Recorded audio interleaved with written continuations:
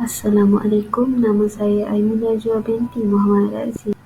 Pensampelan tanah ataupun soil sampling. Untuk membezakan sampel tanah terganggu dan sampel tanah tidak terganggu adalah dengan melihat kaedah penyimpanan dan kaedah pengambilan tanah sampel itu sendiri. Sampel tanah yang terganggu tidak mengekalkan sifat in situ tanah semasa proses pengumpulan disebabkan oleh kaedah pengambilan dan kaedah penyimpanan.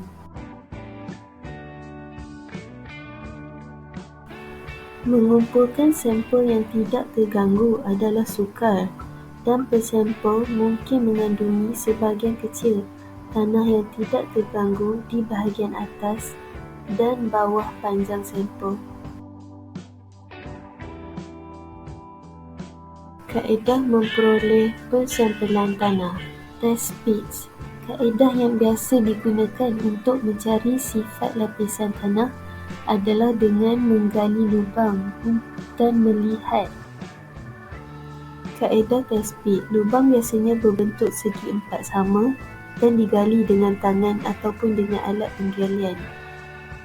Di tanah yang padat, pada kedalaman di bawah 3 meter, penyangga diperlukan untuk memastikan sisi lubang tetap tegak.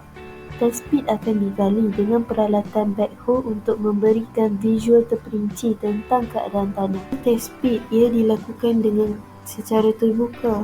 Oleh itu, tanah yang akan diambil akan terdedah kepada udara dan air.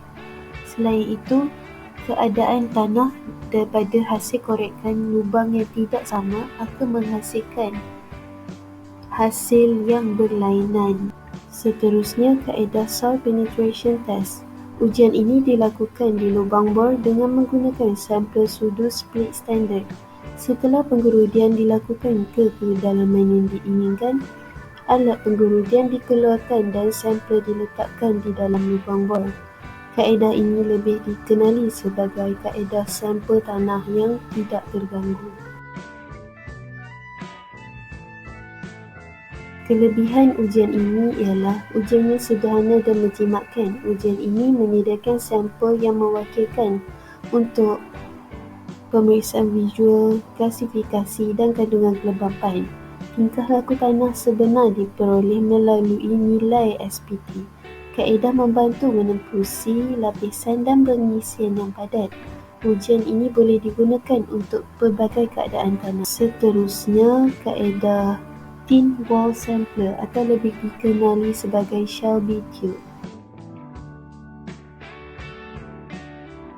Ia ialah kaedah measure sampler. Kaedah ini mengurangkan ketahanan tanah dan ia mempunyai bekas untuk pensampelan statik atau seimbang. Keputusan untuk ujian juga lebih tepat untuk jarak jauh dan kedalaman sampel yang diperlukan. Alat yang digunakan agak mahal dan sukar dikendalikan. Ia memerlukan pengalaman dan pengetahuan. Kaedah ini memerlukan masa lama dan memerlukan persiapan yang teliti. Terusnya ialah cone penetration test. Kaedah ini dilakukan untuk mengetahui keadaan jenis tanah.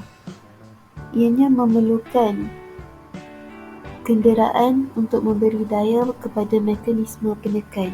Mekanisme pendorong ialah mekanisme hidrolik digunakan untuk mendorong cone ke tanah.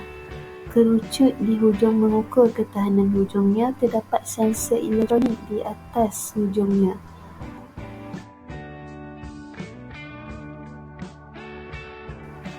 Kaedah cone penetration test lebih dikenali sebagai kaedah sampel tanah yang tidak terganggu.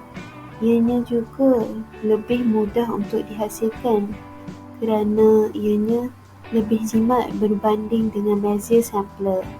Measure sampler memerlukan kemahiran dan pengalaman untuk melakukannya. Akhir sekali, jika ingin memulakan sesuatu kaedah, keperluan dan tujuan untuk melaksanakan kaedah pensampelan harus diketahui supaya tidak membazir dari segi masa dan kos. Sekiranya kita ingin mengetahui kelembapan atau kepadatan tanah, kita boleh melakukan kaedah daripada sampel yang tidak terganggu.